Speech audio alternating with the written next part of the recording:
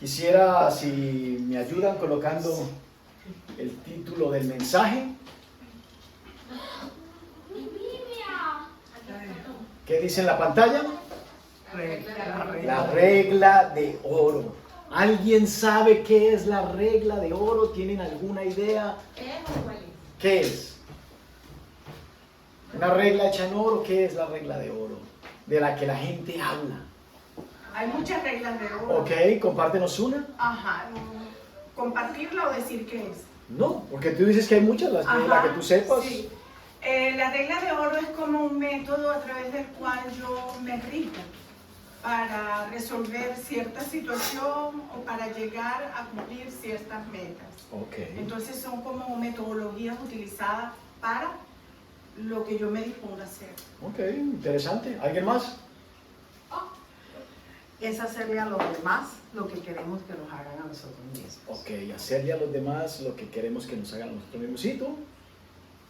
Que ver el más 47 puntos. Esto es el niño grande. Muy bien, Matsi. Gracias por tu participación. ¿Alguien más?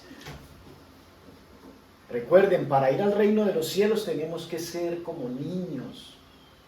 No dice que seamos como niños, sino que lo que Dios quiere al referir que seamos niños en la manera de pensar, ¿verdad? Que tengamos esa pureza, esa ingenuidad que ellos tienen, que no piensan con malicia. ¿Alguien más que iba a compartir algo? ¿No? Ok. Quiero que me ayuden a pensar en algo. Cuando uno edifica o cuando uno construye una cruz, ¿cuántos palos necesita? Dos palos, ¿verdad? 2 palos se necesitan para conformar o edificar una cruz. ¿Cuál de los 2 palos yo necesito primero para armar la cruz? Cualquiera. Okay. ¿Alguien más? El palo más grande. El palo más grande, pero si tengo 2 palos iguales, También. ¿cuál utilizaría primero? Es irrelevante porque son iguales. Es irrelevante porque es igual, ok. No están pensando en la forma de la cruz, están pensando simplemente en el material. Pero piensen en la forma de la cruz. Si fueran a construir una cruz, un palo tiene que ser primero antes que el otro. Yo no puedo colocar el palo horizontal primero si no tengo el palo vertical primero. ¿Verdad? El vertical siempre va primero, antes que el horizontal. No podemos edificar una cruz a no ser de que la cruz sea de un solo palo, ¿verdad? Que al solo levantarla ya tengo la cruz armada. Pero si voy a armar una cruz y voy a utilizar 2 maderos, necesito primero tener el vertical. El horizontal no sostiene el vertical. El vertical sostiene el horizontal. Y quisiera que me acompañes allí con tu Biblia al Evangelio de Mateo, al capítulo 22, versos del 36 al 40.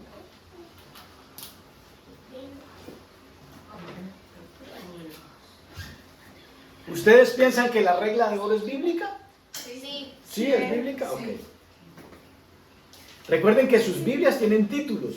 Los títulos no son parte de la escritura. Los títulos son sugerencias que los que tradujeron la escritura nos dan para tener un enfoque de qué nos van a hablar. Pero no son parte de la escritura los títulos. ¿Okay? Mateo 22, versos del 36 al 40. ¿Estamos? En Mateo 22. Sí. Dice que se le acercó a Jesús un intérprete de la ley en el verso 35 para hacerle una pregunta. Pero esa pregunta traía una motivación del corazón. ¿Cuál era la motivación del corazón? Según el verso 35. Tentarle. Dice que le quería hacer una pregunta, no para conocer la respuesta, sino para tentarle, ¿verdad? Porque él era un hombre conocedor de la ley. Y dijo lo siguiente: Maestro, ¿cuál es el gran mandamiento en la ley? Jesús le dijo: amarás al Señor tu Dios con todo tu corazón, con toda tu alma y con toda tu mente. Este es el principal y grande mandamiento. Si vamos a armar la cruz, ese es el principal. Amarás al Señor tu Dios con toda tu mente, con toda tu alma, con todas tus fuerzas. Este es el principal y grande mandamiento. Ya tengo el primer paso, ¿verdad? Quiero construir una cruz, porque la Biblia me dice que todo aquel que quiera ser su discípulo, tome su cruz y sígame. Entonces yo tengo que armar mi cruz para poder seguir a Jesús. Y la respuesta de Jesús me da el primer palo. Este es el principal mandamiento. Dice, y el segundo es semejante. ¿Cuál es?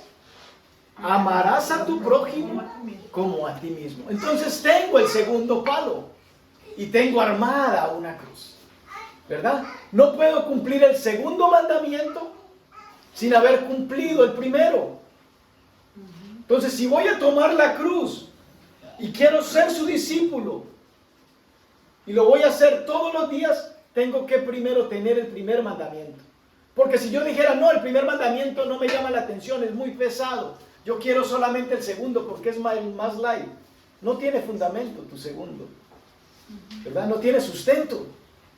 Entonces necesitamos primero el primero y después el segundo. ¿Y tenemos armada qué?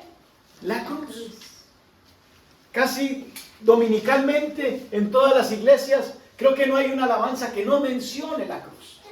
Casi todas las alabanzas nos hablan de que vengamos a la cruz, que en la cruz fue que yo conocí, que en la cruz fue que yo recibí, que es en la cruz en donde mi vida cambió, que fue en la cruz, ¿verdad? Entonces la cruz es algo importante, significativo para un creyente. Ve ahora el mismo capítulo 23, pero al verso 27 y 28. Ya vimos de que este fariseo hizo una pregunta con una motivación. Era tentarle. Cada uno de nosotros vamos a la casa de Dios, venimos a la iglesia con motivaciones diferentes, ¿verdad? Solo Dios las conoce. Si nuestras caras revelaran nuestra motivación, creo que sería vergonzoso hasta pararse uno aquí enfrente. Porque ustedes estarían viendo mis motivaciones. ¿Y cuántas motivaciones equivocadas no tendré yo? ¿Cuántas motivaciones equivocadas no tendrán ustedes? Y cuando la Biblia nos habla de que nosotros como pueblo, como hijos, tenemos que procurar la santidad, eso incluye lo que nosotros hacemos con ese sentimiento o con esa decisión llamada amor. Si queremos ser santos, como dice la Escritura, en toda nuestra manera de vivir, entonces tenemos que incluir lo que hacemos con el sentimiento o con la decisión, porque para mí amor es más una decisión que un sentimiento, ¿verdad? Yo decido a quién amo. No soy gobernado por los sentimientos como estamos aprendiendo en el discipulado. Los sentimientos no pueden mover mi vida, no deben de mover mi vida. Deben de moverlos la palabra de Dios, ¿verdad? ¿Qué dice el verso 27 del capítulo 23? ¡Ay de vosotros, escribas y fariseos, hipócritas, porque sois semejantes a sepulcros blanqueados, que por fuera, la verdad, se muestran hermosos, mas por dentro están llenos de huesos de muertos y de toda inmundicia. Así también vosotros, por fuera, la verdad, os mostráis justos a los hombres, pero por dentro estáis llenos de hipocresía. Aprendíamos el viernes de que la oración que a nosotros nos fue dada como modelo, ¿qué incluye? Que no seamos como los hipócritas. Porque hay oraciones muy hipócritas. Dios las conoce. Nosotros no tenemos esa capacidad porque no vemos el corazón de nadie. Pero Dios, que conoce el corazón de cada uno, sabe qué honesta es nuestra oración. Por eso, cuando escuchamos orar a un niño, sabemos de que lo está haciendo de una manera espontánea y no está trayendo o presentando oraciones prefabricadas, ¿verdad? Y así Dios quiere que cada uno de nosotros seamos. Entonces, cuando se trata de santidad, tenemos que incluir lo que hacemos con el amor. Acompáñame a Primera de Tesalonicenses, capítulo 3, versos del 12 al 13.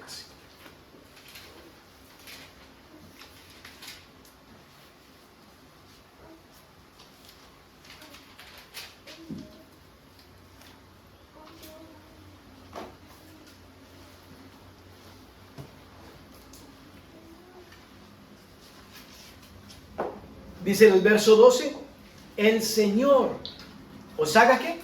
Crecer. ¿Abundar qué? En amor, unos para con otros y para con todos, como también lo hacemos nosotros para con vosotros, para que sean afirmados vuestros corazones, irreprensibles en santidad delante de Dios, nuestro Padre, en la venida de nuestro Señor Jesucristo con todos sus santos. Increíble ese texto. Nos habla de una actividad presente y nos habla de una consecuencia futura. Todos estamos diciendo, Cristo viene pronto. ¿Cuándo viene? No sabemos. Pero sí estamos seguros de que si la Escritura lo dice, Él viene. ¿Vendrá ahora, dentro de media hora, dentro de 5 minutos? No lo sabemos. ¿En 1 año, 2 años? No lo sabemos. Pero de algo sí estamos seguros, que viene. ¿Verdad? Entonces, ¿cuál es el propósito de crecer en el amor unos para con otros? ¿Cuál es el propósito? De que nuestros corazones sean ¿qué? Afirmados.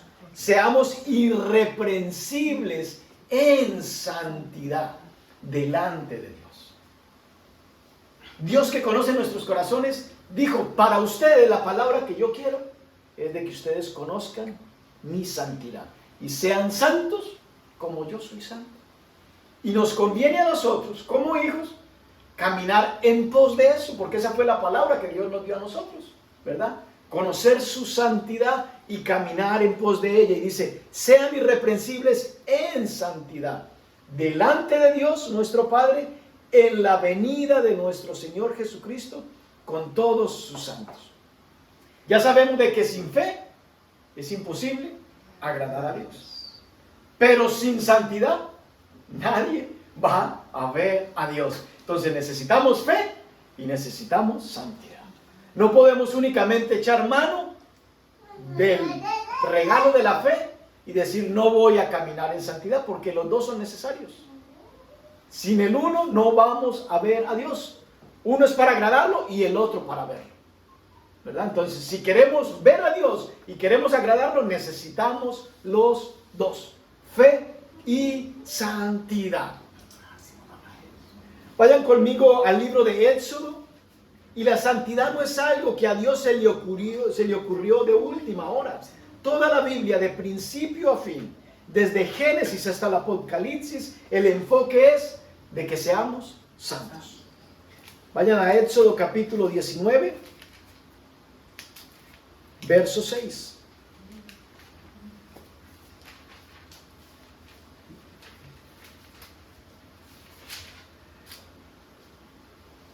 Cuando Dios conforma la nación de Israel, Él quiere que Israel sea ¿qué? ¿Algo común o algo diferente? Algo diferente, ¿verdad? La misma demanda es para nosotros hoy como sus hijos. No quiere que seamos alguien común. Dios quiere que seamos alguien diferente. Y Él comenzó con la nación de Israel. ¿Y qué les dijo? En el verso 6. Vosotros me seréis un reino de sacerdotes y ¿qué? Gente santa. Gente santa. Estas son las palabras que dirás a los hijos de Israel. ¿Cuál es la diferencia entre nosotros y los que no conocen a Dios? La santidad. La santidad. Tú podrás hablar con alguien que no conozca a Dios y te podrá hablar de fe y te podrá demostrar quizás con su vida de que su vida camina en fe de acuerdo a sus convicciones. Quizás no sean las mismas tuyas, pero está haciendo uso de algo que se llama fe. Pero lo que nos hace diferentes como pueblo de Dios es la santidad.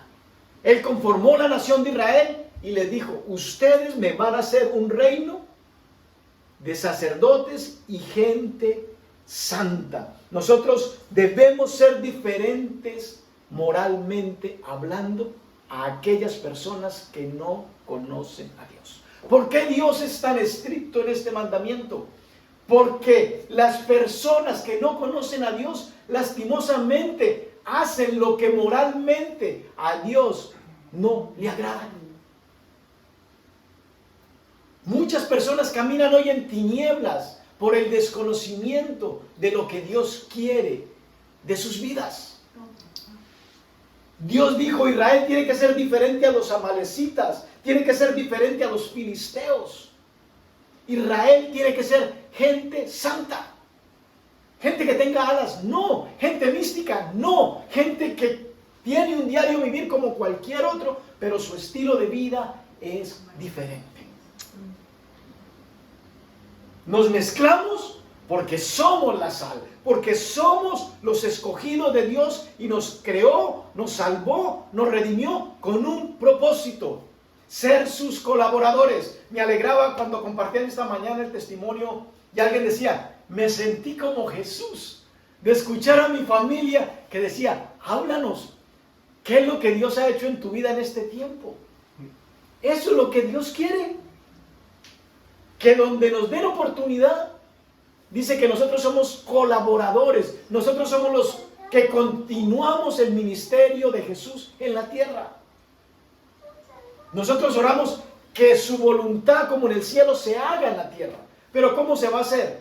Siendo partícipes, no solamente respuesta de una oración. Dios va a mandar ángeles a cambiar las cosas. No, Dios va a cambiar las cosas a través de ti y a través de mí. Porque para eso nos ha hecho su pueblo.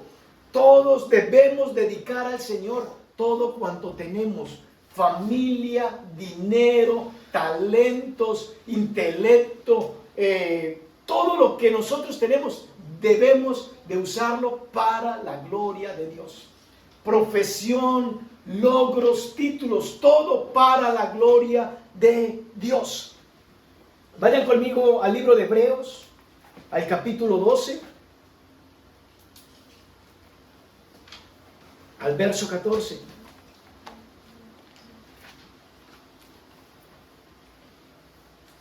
Entonces Dios quería que su nación, Israel, fuera diferente a todas estas otras naciones que caminaban en contravía a la moral de Dios.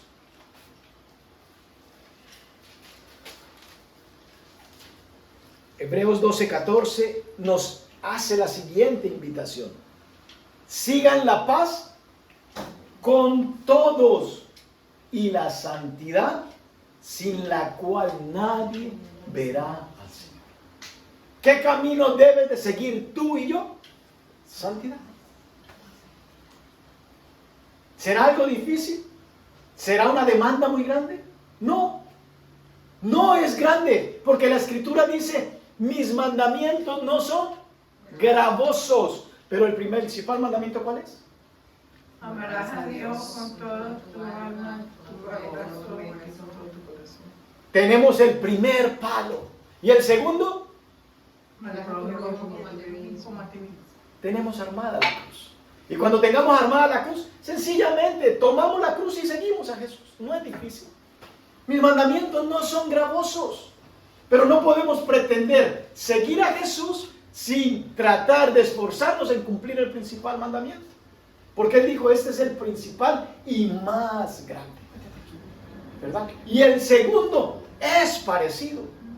Pero para cumplir con el segundo, yo tengo que tener un enfoque claro de que me estoy esforzando en el primero todos los días. ¿Y qué es todos los días? Seguir la paz.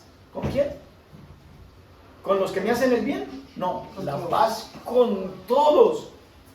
Y la santidad, sin la cual nadie verá al Señor. Vea primera de Pedro, al capítulo 2, verso 9.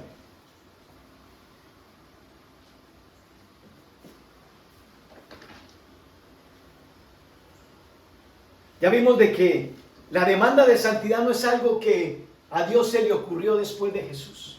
No. Desde el comienzo hasta el final, la Biblia nos habla de santidad, ¿verdad? Le dijo a Israel, ustedes tienen que ser un reino de sacerdotes y gente santa. Y aquí Pedro lo presenta de la siguiente manera. Mas vosotros sois ¿qué? Linaje escogido, real sacerdocio, nación santa, pueblo adquirido por Dios. ¿Para qué? ¿Ya yo soy hijo de Dios? No, para que proclamemos, para que anunciemos las virtudes de aquel que nos llamó de las tinieblas a su luz admirable. Para eso fuimos redimidos, para ser sus siervos, para ser sus colaboradores. Cualquier clase de siervos no, quiere siervos e hijos e hijas santos. Pero Julio, ¿cómo puedo ser santo en un mundo tan perverso? Lo mismo le pasó a Jesús. ¿Cómo podía Jesús conservar la santidad en un mundo perverso? El mundo de Jesús no fue diferente al nuestro. Igual había pecado cuando Jesús estuvo. Igual hay pecado hoy en el mundo en el que tú y yo estamos. ¿Pero qué le dijo a los fariseos?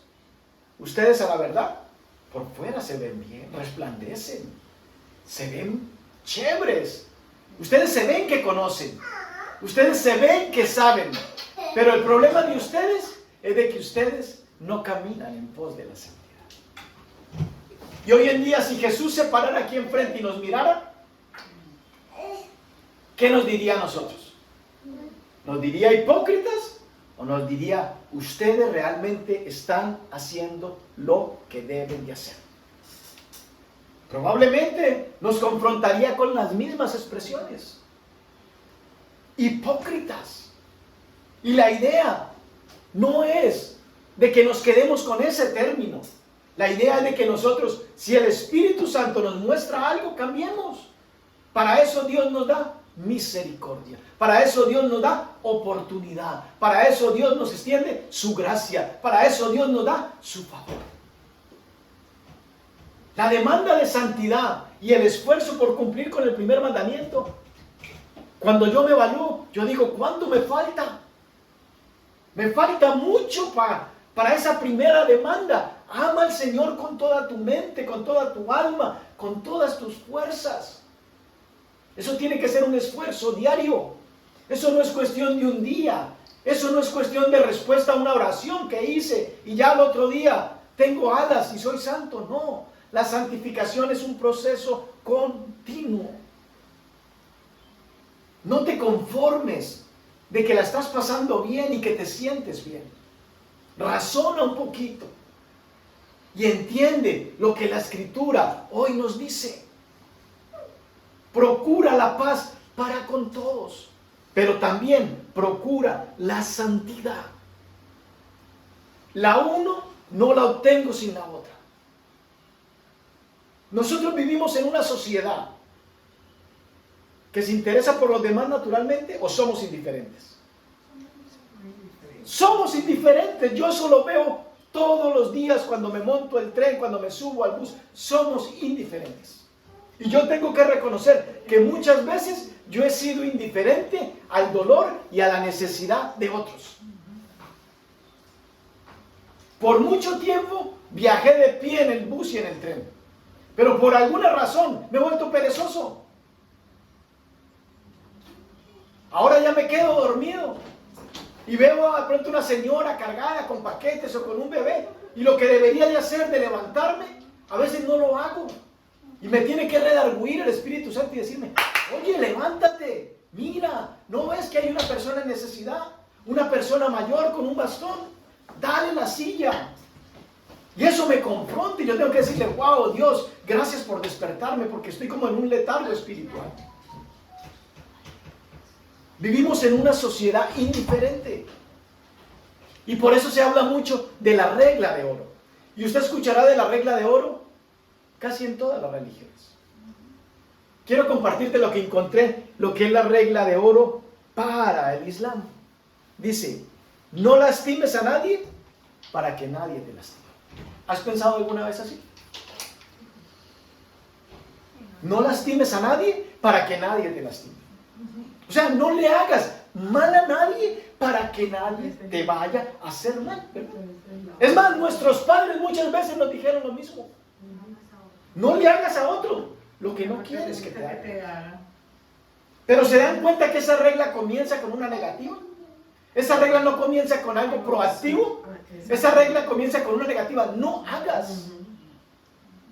Eso es para el Islam la regla de oro. Para el confucianismo, no hagas a los demás lo que no quieres que te hagan a ti.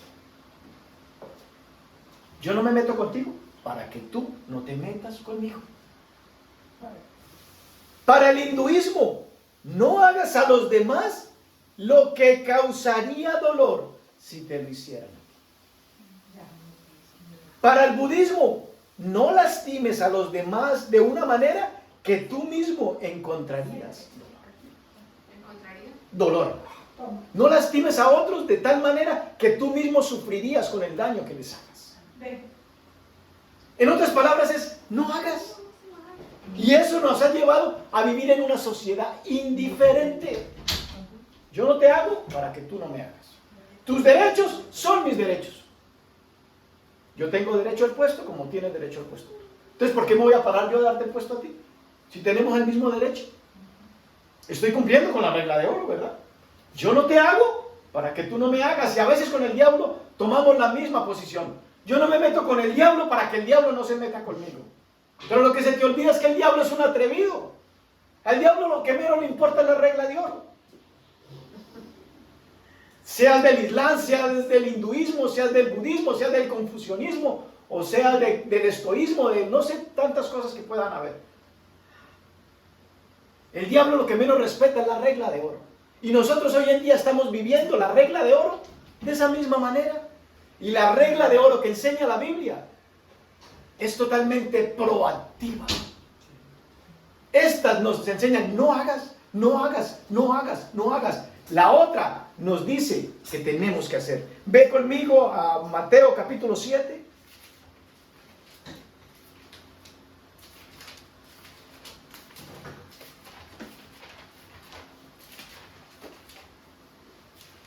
Verso 12.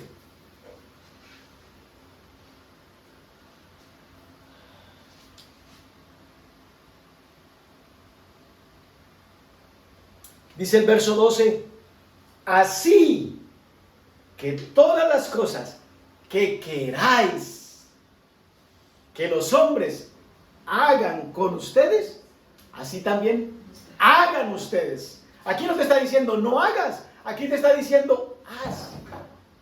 Para yo vivir la regla de oro, como lo viven las otras religiones, yo no necesito amor. ¿Se dan cuenta de eso? Yo no me meto contigo, no te metas conmigo. Pero yo no necesito amor para obedecer esa regla. Yo necesito amor para obedecer la regla de oro, como la Escritura la enseña. Todo lo que ustedes quieran que los hombres les hagan a ustedes, ustedes tomen la iniciativa. Háganle ustedes a ellos. ¿Por qué? Porque esto es la ley y los profetas. Por eso el fariseo comenzó preguntándole para tentarle, ¿cuál es el primer mandamiento? Y él le dijo, este es el más grande mandamiento. Amarás a Dios con todo, con todo, con todo, con todo, con todo lo que tú eres, con todo lo que tú tienes, así amarás a Dios. Y el segundo es semejante. Cuando cumplimos el primero, o al menos nos esforzamos, ya tenemos el primer palo clavado. Podemos entonces montarle el segundo. Pero sin esforzarnos por cumplir el primero, no podemos sostener el segundo. No podemos tratar de amar o de servir al prójimo si primeramente no nos estamos esforzando por amar a Dios como Él pide. Ve al Evangelio de Lucas y mira cómo lo plantea Lucas. Al capítulo 6.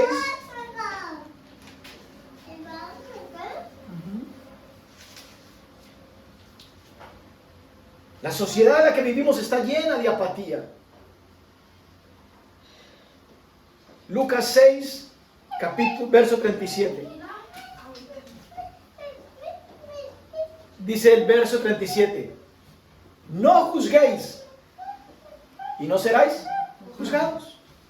No condenéis y no seréis condenados.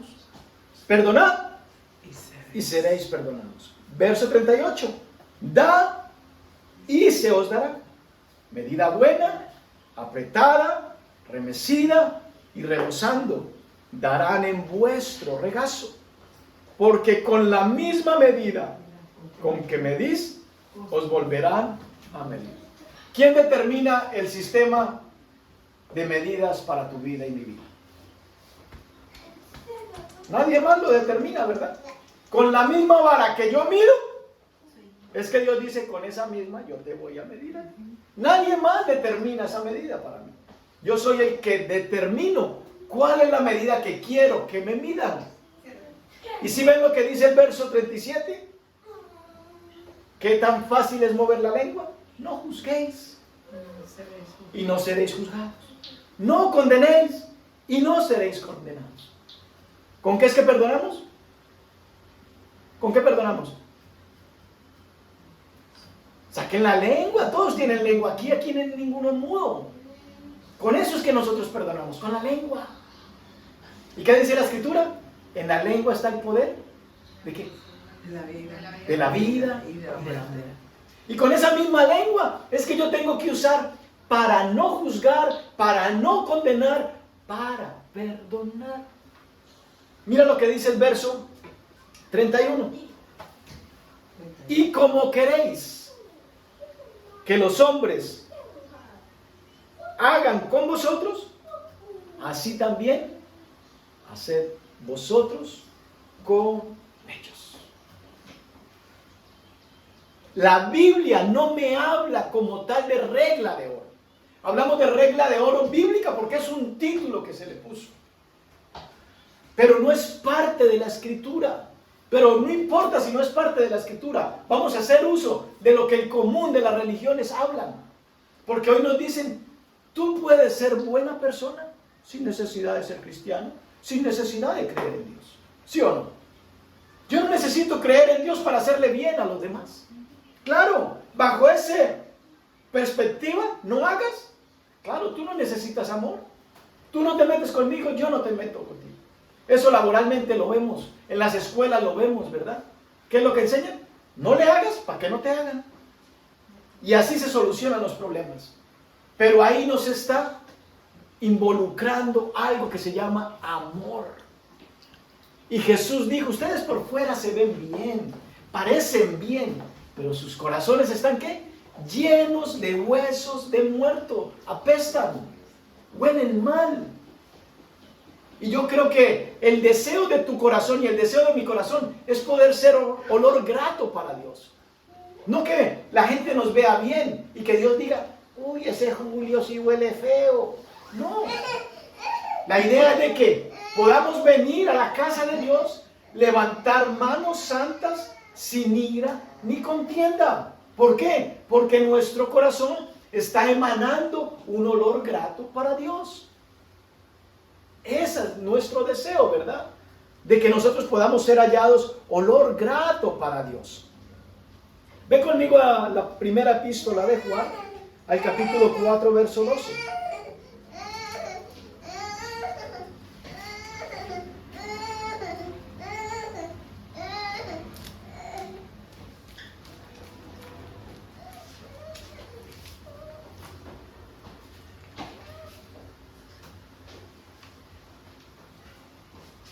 ¿Alguien ha visto a Dios? No. ¿Que me lo muestre? ¿No? Yo tampoco lo he visto, por eso no los puedo mostrar. Verso 12. Nadie ha visto jamás a Dios. Si nos amamos unos a otros, Dios permanece en nosotros. Y su amor se ha perfeccionado en nosotros. Nadie ha visto a Dios. Hoy en día uno encuentra en YouTube,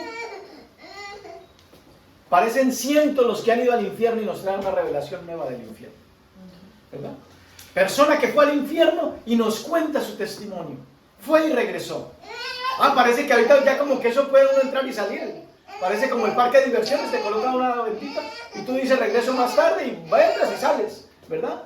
Y a mí me sorprende en YouTube, persona fue al infierno y volvió y te cuenta tu testimonio. ¡Impactante! Y cuando te dicen impactante, la gente tremendo, vamos a ver qué dice, a quién vio allá. Y te comienzan a decir que vieron a fulano, a fulano, a fulano, a fulano. ¡Wow! Pero ninguno ha ido al cielo y ha vuelto a contarnos. Y los que fueron al cielo, o al menos tuvieron una revelación como Pablo, a veces no le creemos.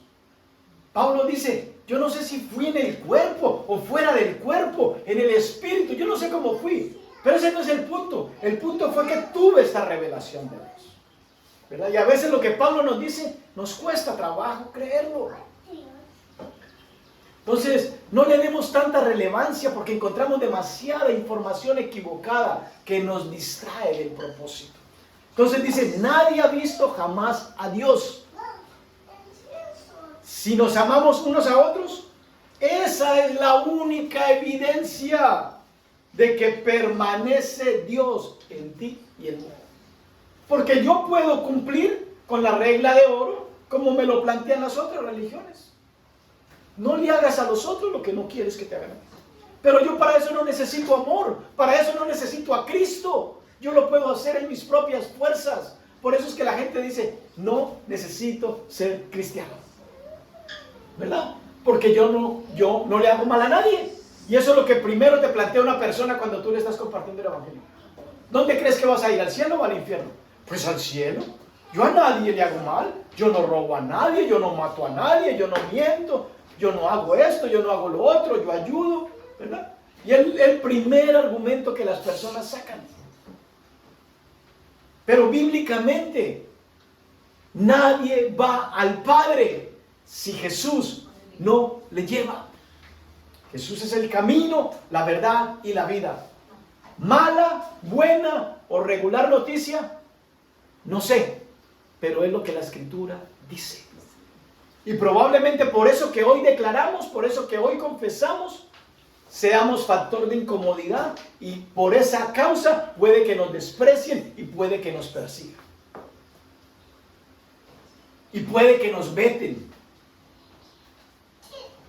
Pero Jesús es el camino, la verdad y la vida, ¿verdad? Nadie va al Padre sino por mí, dijo Jesús. El mandato de amor nos hace diferentes a cualquier otra nación. Dice la Escritura, bienaventurada la nación cuyo Dios es Jehová. Y vivimos en una nación en donde unos tenemos a Jehová como Dios y otros tienen otros dioses. Pero vivimos en la misma nación. Pero así como Dios le planteó a Moisés y le dijo, dile al pueblo, ustedes me serán un pueblo de sacerdotes y gente santa. Es la misma demanda para ti y para mí hoy. Ustedes pueden habitar en las mismas naciones, en donde moralmente hacen lo que a mí no me agrada, pero ustedes tienen principios y estándares que les he enseñado y tienen suficiente gracia sobre gracia para caminar en santidad. Nosotros no tenemos excusa para no amar a Dios. No tenemos excusa. O alguien aquí tiene una excusa que diga, Dios no ha hecho esto por mí, por lo tanto yo no puedo amarlo a Él. La Escritura dice que nosotros amamos a Dios. ¿Por qué? Porque Él nos amó primero. Piensa en el criminal más criminal. Piensa en Hitler. Una persona como Hitler, a tus ojos y a mis ojos, ¿merece que Dios le permita entrar al cielo? No. ¿Qué es lo que hay naturalmente en tu corazón y el mío? No es amor. ¿Por qué? Porque juzgamos los hechos, evaluamos los hechos. Y con ese prontuario, con ese historial criminal, no mereces entrar al cielo. Ahora pregunta, tu vida sin Cristo, que no eras tan malo ni tan mala como Hitler, ¿merece que te dejen entrar al cielo sin Cristo? ¿Y por qué hoy te gozas en que te dieron entrada a ti y no te gozas en que le den la entrada a él también? Porque estás trabajando únicamente en el primer palo, ¿verdad? Pero para que se forme una cruz, tienen que haber los dos. El amor es tanto vertical como horizontal. Yo no puedo decir que amo a Dios y no sirvo a mi prójimo. Y no puedo decir que sirvo a mi prójimo sin amar a Dios. Porque lo uno me lleva a lo otro. Yo puedo servir y amar al prójimo porque a mí me dieron algo que yo no me merecía. Y eso mismo que me dieron a mí, que no me merecía, es lo que Jesús, a través de su Espíritu, nos dice hoy. Busca la paz para con todos y sigue la santidad, sin la cual nadie verá al Señor. La santidad implica lo que hacemos con el amor. Acompáñame a Mateo capítulo 5.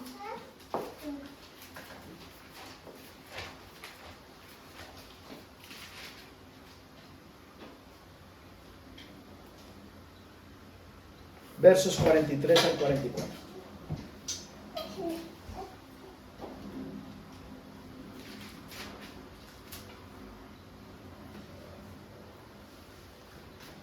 Oísteis que fue dicho: amarás a tu prójimo. ¿Vio, pastor? ¿Vio?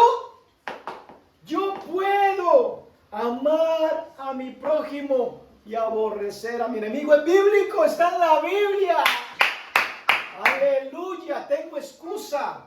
Y está en letra roja porque Jesús lo dijo. ¿Sí ven? ¿Cuál es tu prójimo más cercano? ¿Cuál es tu prójimo más cercano? Los de tu casa, tus vecinos. Abre la puerta, mira a la derecha, mira a la izquierda. Ese es tu prójimo. Cuando vas al sitio de trabajo, ¿quién es tu prójimo? Tu jefe, tus compañeros de trabajo. Cuando vas al bus, ¿quién es tu prójimo? El que está contigo al lado en el bus, el chofer, ¿verdad? Ese es mi prójimo. Y aquí la escritura me dice: oísteis que fue dicho, amarás a tu prójimo y aborrecerás a tu enemigo. Chévere. Con esa yo puedo hacerle bien al que me hace bien, y al que me hace mal, que lleve del bulto. Mira lo que dice el verso 44. Oísteis que fue dicho, pero yo os digo: amen a vuestros enemigos. Bendigan. ¿A quiénes? Bendigan al pastor, bendigan a las hermanitas de la iglesia, bendigan a los que les hacen bien, a los que os aborrecen, y oren. ¿Por quién? Por mi mamá, por mi papá, por mis hijos. Ese es mi prójimo, y con eso es que yo me siento bien.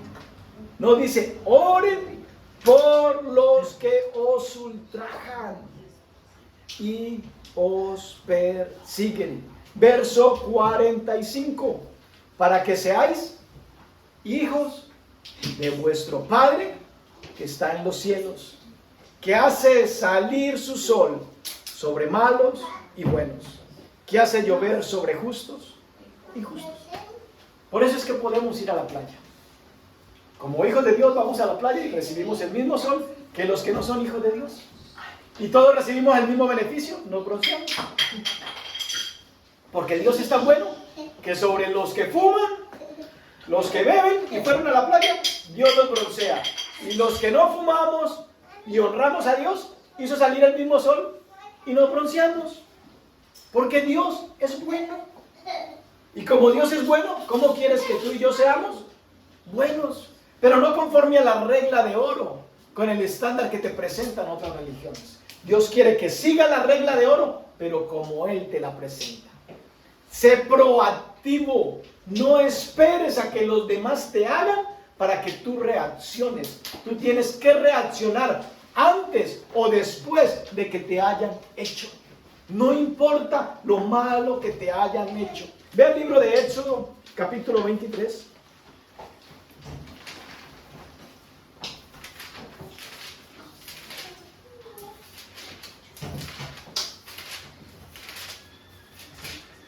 versos del 4 al 5. Ya acabamos de leer, ama a tu prójimo y aborrece a tu enemigo. Y ahora la escritura nos dice, si encontrares el buey de tu enemigo o su asno extraviado, ¿qué tenemos que hacer? Ya hoy en día no vamos a encontrar ni el buey ni el asno. Hoy en día nos damos cuenta de que a mi enemigo se le perdió la moto.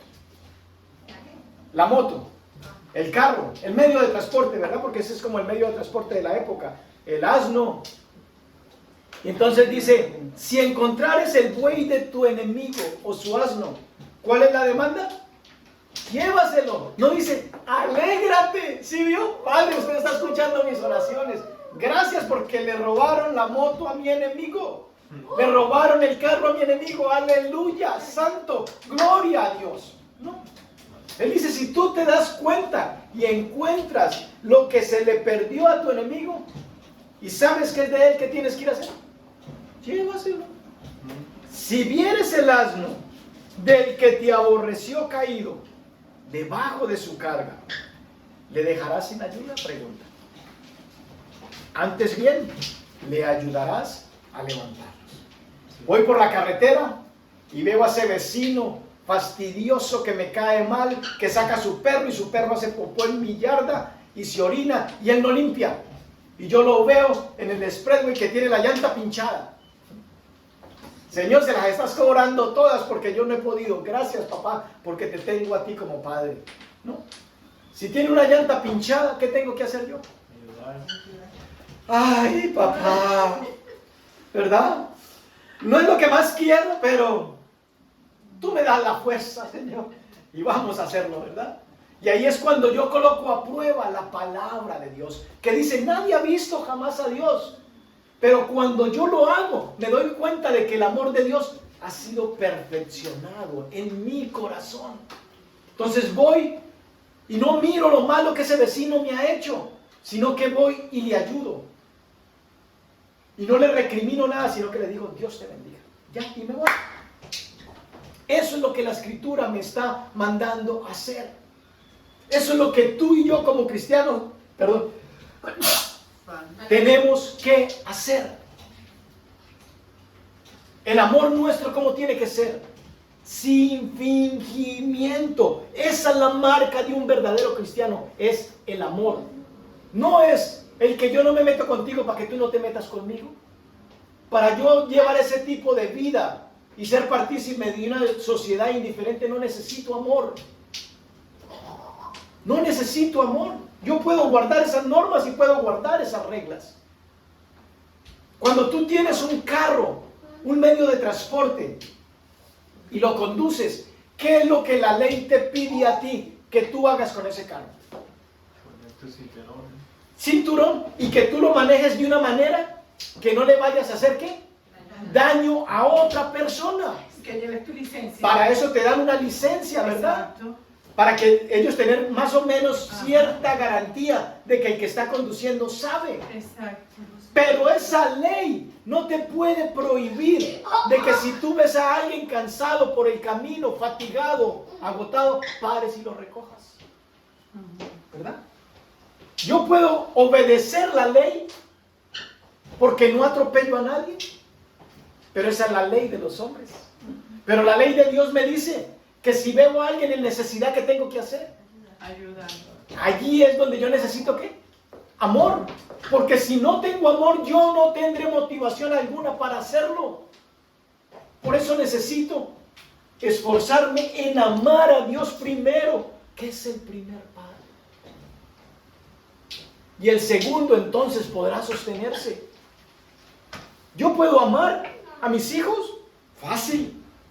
Puedo amar a mi cónyuge, más o menos fácil, ¿verdad? Puedo amar a mi papá, puedo amar a mi mamá, a mi vecino, a mi tía, a mi abuelo, fácil. Pero es más difícil cuando tengo que amar a alguien que me ha hecho algo. Vayan conmigo a Juan capítulo 13, verso 35.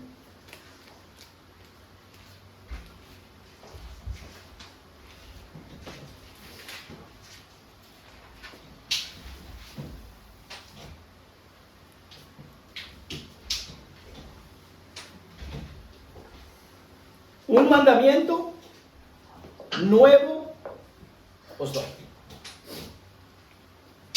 que os améis unos a otros. ¿Cuál fue la respuesta de Jesús para el fariseo que le quiso preguntar para tentarle? El principal mandamiento y el primero es este. Pero aquí Jesús le agrega: yo les doy uno nuevo. Ya tienen el principal, ¿verdad? El más grande. ¿Cuál es? Amen a Dios. Pero yo les voy a dar uno nuevo: que se amen unos a otros como yo os he amado, que también os améis unos a otros. Pregunta: ¿cómo fue que tú lograste recibir el amor de Jesús? ¿Cuando tú estabas haciendo cosas buenas o cuando tú estabas haciendo cosas malas? Todos hemos alcanzado o hemos recibido el regalo del amor de Dios cuando estábamos haciendo algo malo, no algo bueno. Allí fue cuando el amor de Dios vino a nuestro encuentro. Verso 35. En esto conocerán todos que son mis discípulos, si tuvieren amor los unos con los otros. ¿Cómo es que tú eres conocido como hijo de Dios? ¿Porque vas a la iglesia, a la embajada? No. ¿Porque haces el discipulado? No. A ti te van a conocer como un hijo de Dios cuando tú camines la milla extra. Cuando tú hagas lo que el común de la gente no hace. ¿Por qué? Porque tú eres parte de un pueblo diferente. ¿Cómo es ese pueblo diferente, pastor? Gente santa. Gente común, pero gente santa. Y la santidad puedo alcanzarla cuando camino en amor. Si no camino en amor, por más que me esfuerce, por más cursos que haga de santidad y metodologías, paso 1, paso 2, paso 3, no voy a lograr la santidad que me va a permitir un día ver a Dios cara a cara. Primera de Juan, capítulo 3, verso del 16 al 18.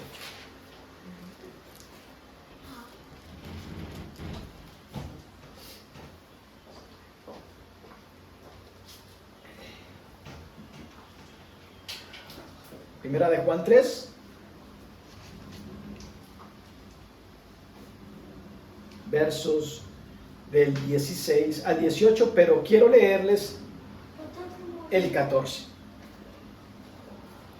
Tú eres consciente de que ya tú viviste una resurrección, ¿verdad? ¿O no son conscientes todavía de que ustedes ya vivieron una resurrección? De que ustedes estaban muertos y resucitaron. ¿Sí sabían eso o no? Ok. ¿Y cómo ustedes comprueban de que estaban muertos y ahora están vivos? ¿Cómo le comprueban ustedes a alguien ese hecho? Porque ustedes le dicen a alguien: yo fui resucitado, estaba muerto y resucité. ¿Cuándo? Yo no te he visto muerto. ¿De dónde sacaste esa locura? ¿Qué te están enseñando? ¿Qué evidencia tú tienes para demostrar eso? El amor. Verso 14. Nosotros sabemos que hemos pasado, ¿de qué? De un estado de muerte espiritual a vida espiritual. ¿En qué? En que amamos a los hermanos. El que no ama a su hermano, sencillamente no ha resucitado. El que no ama a su hermano no ha resucitado. Verso 15. Todo aquel que aborrece a su hermano es homicida. Pastor, yo no he matado a nadie. Quisiera, pero todavía no lo he hecho. ¿Por qué dice usted de que soy? Yo no digo, yo te estoy leyendo lo que la Biblia dice. Que aquel que aborrece a su hermano es ¿qué? Homicida. Y sabéis que ningún homicida tiene vida eterna permanente en él. En esto hemos conocido el amor, en que Él puso su vida por nosotros. También nosotros debemos poner nuestras vidas por los hermanos. Cuando Jesús puso la vida por ti y por mí, ¿Cuando tú y yo éramos buenos o cuando tú y yo estábamos muertos en delitos y pecados? Cuando estábamos muertos en delitos y pecados, Jesús dijo, me quito la bata de juez y pago lo que este hombre tiene que pagar para que pueda ser libre. ¿Verdad? La Biblia nos dice que en esto fue que nosotros conocimos el amor. Dice el verso 17, pero el que tiene bienes de este mundo y ve a su hermano tener necesidad y cierra contra él su corazón, ¿cómo mora el amor de Dios en él? Verso 18, hijitos, no amemos de palabra ni de lengua, sino de hecho y en verdad. Decirnos aquí dentro de la congregación, Dios te bendiga, hermano, no sabes cuánto te amo, mi hermano, mi hermana, tú te amo tanto en el amor del Señor. Y de repente tú conoces una necesidad y tú tienes para suplir esa necesidad. Estoy orando para que Dios te supla. Y Dios te dice, yo quiero que tú le suplas. ¿Por qué? Porque tú eres mis brazos, tú eres mis piernas, tú eres mi boca, tú eres mi hijo, tú eres mi siervo. Y estamos esperando de que Dios mande al arcángel Gabriel con una canasta de comida para que le supla al hermano o a la hermana que está en necesidad. Estamos esperando que Dios mande al ángel Miguel con una provisión económica o con un trabajo. Y resulta que yo soy un gran empresario y yo puedo proveerte trabajo a ese hermano, a esa hermana o a esa persona que tiene una necesidad. ¿Cómo decimos de que mora el amor de Dios en nosotros? Dice la Escritura, ¿verdad? Dice, no amemos de palabra ni de lengua, sino de hecho y en verdad. Es fácil abstenernos de hacer daño, pero es difícil ser intencionales para hacer bien. Por eso es que la sociedad en la que vivimos es tan indiferente. Los noticieros nos animan, no se meta con nadie para que nadie se meta con usted. Nuestros padres nos dicen, a mí me lo aconsejaron muchas veces, no se meta con él para que él no se meta con usted, ¿verdad? Y si se mete con usted, entonces me llama a mí, o llama a su hermano mayor, ¿verdad? Pero sí necesitamos ser intencionales para llevar la regla de oro como Jesús la presenta. Él dijo, lo que ustedes quieren que los demás les hagan. Hoy te pregunto, ¿qué tú quieres que los demás te hagan? ¿Quieres que los demás estén más pendientes de ti? ¿Sí o no? ¿Quieres que los demás oren por ti? ¿Quieres que los demás te visiten a ti? ¿Quieres que los demás te ayuden en tus necesidades? ¿Quieres que los demás te perdonen cuando tú te equivoques? ¿Quieres que los demás te consuelen cuando estés afligido? Ya ustedes hicieron la conclusión. Todos queremos recibir bien. Nadie quiere recibir mal. Todos queremos el bien. Y la Escritura dice que el bien y la misericordia, ¿qué? Nos siguen todos los días de nuestra vida. Pastor, eso no es verdad. Si usted viera lo que a mí me persigue. Me está persiguiendo el IRS, me está persiguiendo la policía, me está persiguiendo. La pregunta es, la Escritura dice, bienaventurados sois cuando por mi causa os vituperen y digan toda clase de mal contra vosotros. Somos bienaventurados, o sea, doblemente bendecidos cuando estamos esforzándonos en tomar la cruz cada día y seguir. El palo horizontal no sostiene el vertical. Para que el horizontal se pueda sostener, tenemos que ser intencionales en el amor a Dios. No puedo amar al prójimo de manera correcta si no estoy esforzándome en amar a Dios primero. Es el orden de Dios. ¿Es difícil? No. Mis mandamientos no son gravosos. Pero Él dijo, si el grano de trigo no cae a tierra, ¿y qué? Muere. ¿No qué? Todos queremos la vida. Ninguno quiere, ¿verdad? Pero en Cristo tenemos asegurada la resurrección. Si Él vino y dio su vida por nosotros, Él nos anima a nosotros a que nosotros debemos de poner nuestra propia vida por nuestros hermanos. Pastor, eso depende de por quién tengo yo que ponerla.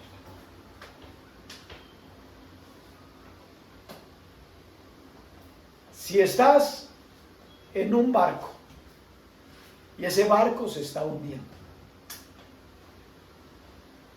tienes de acompañante a un hijo y a tu suegro. Tienes la oportunidad de salvar a uno. ¿A quién salvas?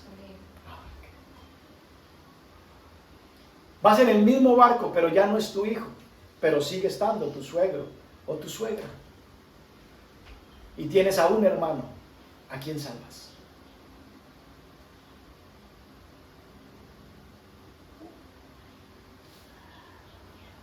A mi hermano, ¿verdad?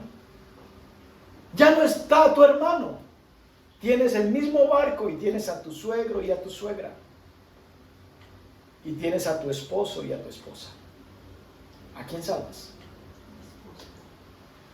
A mi esposo. Tienes el mismo barco y ya no está sino tu suegro, tu suegra y tú. Y solamente se puede salvar uno. ¿A quién salvarías? ¿Te salvas tú y que se ahogue el suegro o la suegra? ¿O salvas al suegro o a la suegra? Eso es lo que la Biblia dice, ¿verdad? La realidad a veces se torna diferente. Es allí donde la Escritura nos dice que debemos de llevar la Escritura a la realidad del diario vivir. Porque sabemos mucha Escritura. Lo que hoy hemos hablado no es nuevo para ustedes. Cada uno de ustedes conoce esos textos. Yo los conozco. He hablado de ellos por mucho tiempo. Pero no saben cuánto me ha confrontado ese mensaje. Porque a veces pienso que la santidad puedo lograrla sin expresar el amor que Dios me ha dado. Y cuando tú tienes una posición en una entidad religiosa, tú crees que las normas y las conductas prevalecen más que el amor genuino. Y Dios dice, no. El amor tiene que ser lo primero. Ahora existen la fe, la esperanza y el amor. ¿Y el mayor de ellos? No hay cristianismo genuino sin amor, mis hermanos. Lo que nosotros hagamos dentro del cristianismo sin amor es mera religión. Y podremos agregar, para el cristianismo la regla de oro es esta, como leímos, como lo es para el hinduismo, para el budismo y para el hinduismo. Quiero animarte a que te coloques de pie. Y mientras te colocas de